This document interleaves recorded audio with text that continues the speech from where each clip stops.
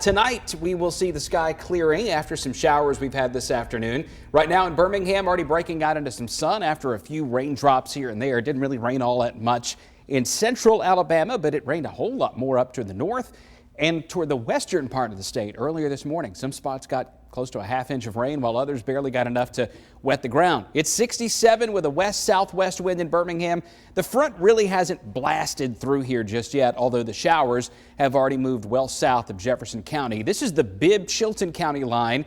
This is the Bibb-Perry County line, and this is the boundary between Chilton and Perry County. So it's raining down along Highway 183 over close to G&L Groceries, Highway 82 around Lawley, and then into northeastern Chilton County, coming up on Lay Dam. One little shower here tracking into Coosa County, another light shower there close to Lake Mitchell Marina. But from Birmingham north, we're already drying out. Underneath the clouds, it fell quickly. We got into the 60s after having been in the 70s this afternoon, and we're going to drop all the way into the 40s later on tonight. Back edge of the clouds, already just northwest of Birmingham.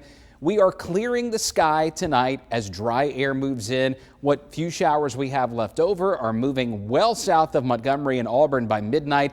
And other than a few fair weather clouds that may be left over, we're clearing and getting a lot cooler and drier for the rest of this week. Back tomorrow, looks like full sunshine wall to wall from start to finish.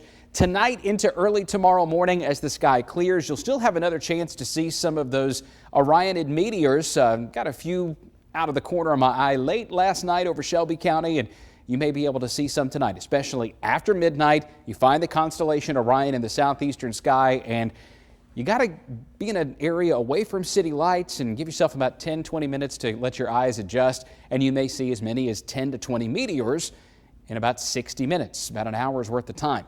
Clearing and rain moving on the way out. We're at 44 tomorrow morning. We were in the 40s this morning, but I think tomorrow morning with a light breeze, it may feel even chillier and drier. And then a nice breeze tomorrow afternoon with high temps only in the low 70s on Wednesday. Look at some of these numbers tomorrow morning. Down to 41 at Bluntsville, Gardendale at 42.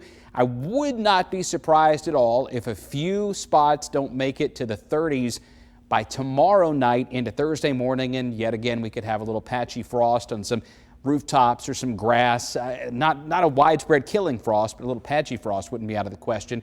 Now that's Wednesday night into Thursday. Tonight into tomorrow morning, frost not really all that likely. Temps going to be in the 70s tomorrow afternoon. Our chance of rain, we've dropped it to 0 now for Saturday. We're at about 50-50 on Sunday, and then it stays somewhat unsettled into next week. And the reason for that is a storm system that hasn't even really gotten on the map just yet. It's a big swirl out over the Pacific that just doesn't have a lot of moisture to it yet over Southern California. As that cranks up and moves this direction, that's where our rain's going to come from on Sunday.